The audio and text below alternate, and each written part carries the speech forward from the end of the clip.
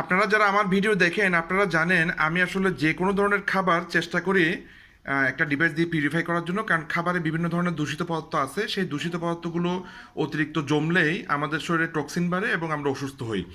তো চায়নার একটা ডিভাইস আমি কন্টিনিউ ব্যবহার করি, আপনারা জানেন। এই ডিভাইসটা সম্পর্কে বিস্তারিত জানতে আমার সাথে যোগাযোগ করতে পারবেন। আমি আজকে আপনাদেরকে দেখাবো, এখানে পুকুরের মাছ আছে এবং আপনার ফার্মের মুরগি আছে, হ্যাঁ। তো এখান থেকে কী বেরোচ্ছে সেটা আমি আপনাদেরকে দেখাবো, কি ক্ষতিকারক পদার্থ বেরোচ্ছে আমি আপনাদেরকে দেখাবো। আসলে টাইমার শেষ, তো আমরা দেখি আসলে কি বের হয়েছে।